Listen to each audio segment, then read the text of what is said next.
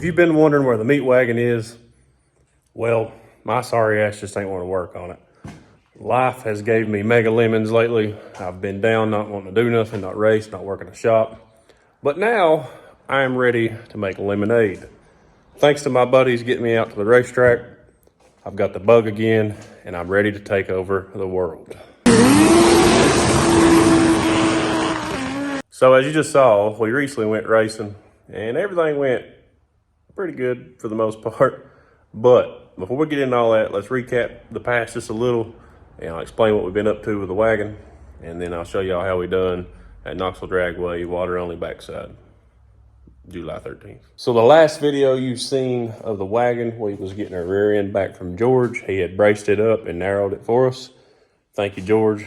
Awesome guy. You done a great job. It worked out well. We was waiting on axles from Strange. Well, we got our axles, and we started putting this rear end together, me and Ricky. Pressed the axles together, set the rear end up, and we decided to give the housing a nice coat of paint. If you're wondering why my little rear end's pink, I kind of run out of black spray paint. Oh yeah, I bought one of them pinion crush sleeve eliminators too. Okay. 428. But that's with it crushed twice already. You know, we reused it. Alright.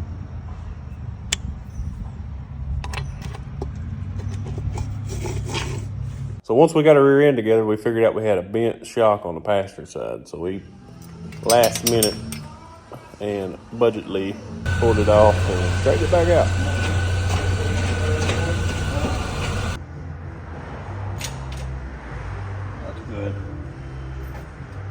So next we had to fix our crankcase pressure problem we was having. We was blowing valve cover gaskets. We just couldn't get the pressure out when we'd spray it. So we welded up some bungs in the exhaust and run hoses from the valve covers.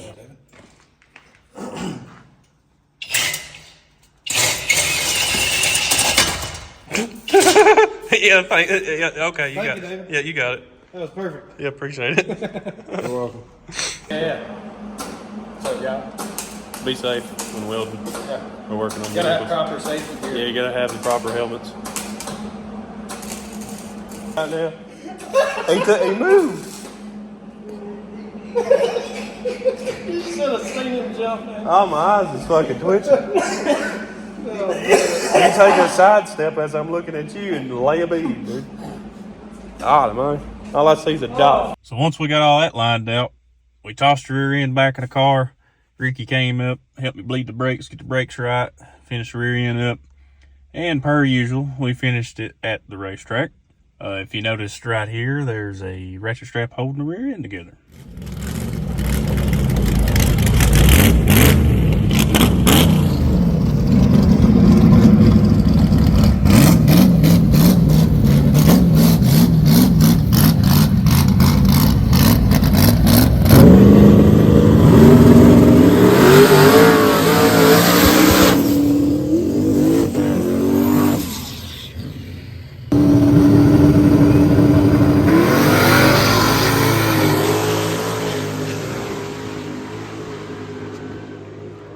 So we get to Knoxville Dragway, and we're running behind. Ricky is literally putting spherical bushings in my car as I'm doing chip draw. I somehow misplaced mine, but thanks to Nick Coots, he brought us some. West Snow hooked us up on some brake pieces that we kind of broke. Thank you, buddy. Man, the atmosphere down at Knoxville was great. The place was packed. Everybody was having a great time.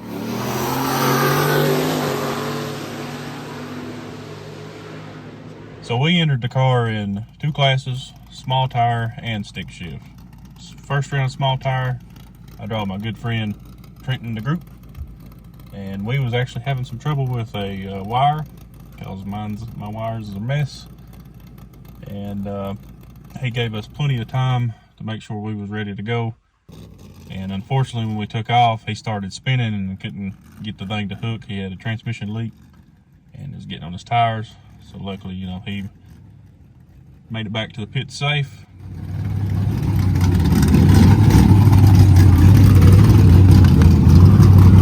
Back up my hair. All right.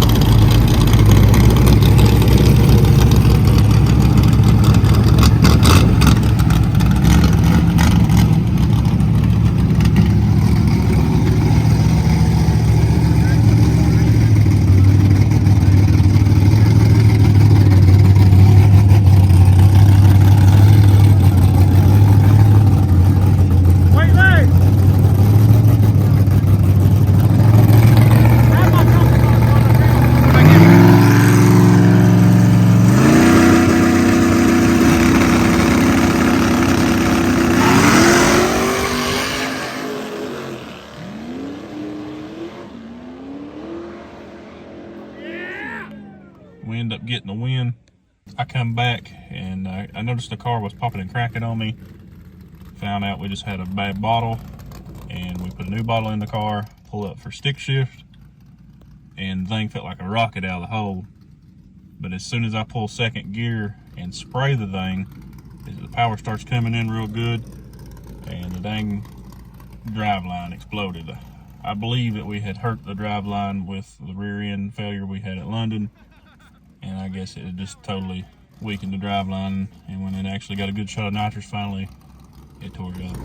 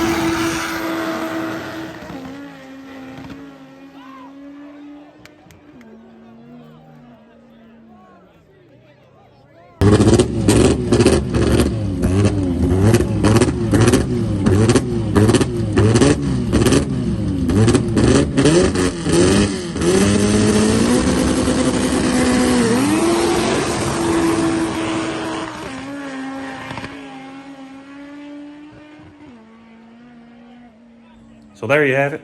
That's where the station wagon has been. I've been a little lazy on getting everything going on it, but we're back. I'm excited. I've already pulled the Chevrolet motor out. I'm sure you Ford fans love that. Okay, a big old hole. But we're going to toss the big block in it. I ordered a flywheel. It should be here Tuesday, and I plan to race that Saturday, August 3rd at English Mountain. It's one of our races. So hopefully when it comes in, everything's going to work. I hope that the clutch I currently have works. That way I ain't got to spend on my monies. And the biggest concern I have is the clutch fork working with the headers. On the Chevrolet, we ran into having to modify it, and we had to run front exit headers. We could not find a set of headers that would work. But I want full exhaust. I want mufflers. I want the interior back in it all the way, even the bench seat if possible. But so we're going to make that work one way or the other. I don't like the front exit stuff. I like the full exhaust. But as long as everything comes in and works and goes together, we'll be racing next Saturday, hopefully. But I ain't gonna be able to spray this thing a whole lot. It's got a weaker piston in it than stuff we've been running. But we've never sprayed this car, God's honest truth, more than 200. We put 200 jets in it at English Mountain probably 3 years ago. And they ain't never been touched since then. I do got to get a Dominator nitrous plate, so that's like $500. But we make it happen. We'll get it in and throw this thing together, start racing. My biggest thing is I want to get ready for the arm drops. Last year I went to the finals in that and jumped. This year I would like to go to the finals and not jump. So that'll be the adventure. We're gonna have to learn this big block, but it's gonna be a lot of fun. It's gonna be a lot of torque, and I'm very, very excited for it. So y'all stay tuned, and we'll see how the station wagon with a 4-speed does.